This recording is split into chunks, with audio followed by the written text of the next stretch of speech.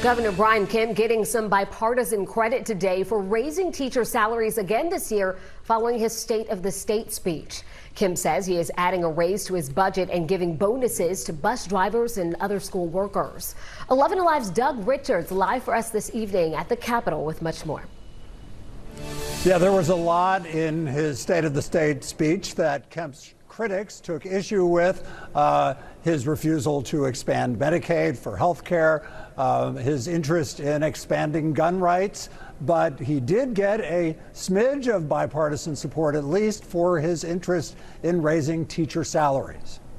Brian Kemp doesn't want his fourth State of the State speech to be his last. So much of this year's speech overlapped with his election year pitch to Republican voters. I'm looking forward to working with the members of the General Assembly this legislative session to protect our students from divisive ideologies like critical race theory that pits kids against each other. Critical race theory is a curriculum used as a conservative talking point to energize voters frightened by Black Lives Matter protests in 2020. Kemp's argument about critical race theory was irrelevant, said Democrats. The only reason why he's leaning into far-right conspiracy theories about CRT and trans youth are because he lost President Trump's endorsement. But Democrats and teachers did give Kemp a bit of credit for advancing the cause of public schools with more money for teachers and school programs. And completely restore all austerity cuts to education funding in our state that were made during the pandemic.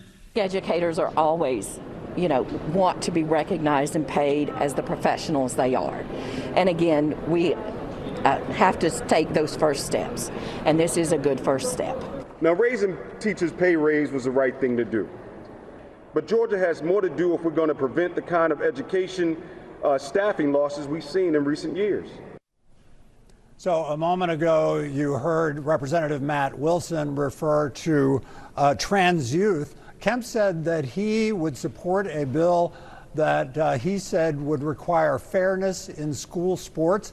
That refers to legislation that has bubbled up around the country that would compel transgender athletes to compete within their birth gender. There's really no traction yet for bills like that here in the state capitol, but it is an election year, and there's a lot of that going around, and we'll talk a little bit more about that tonight at 6. Back to you.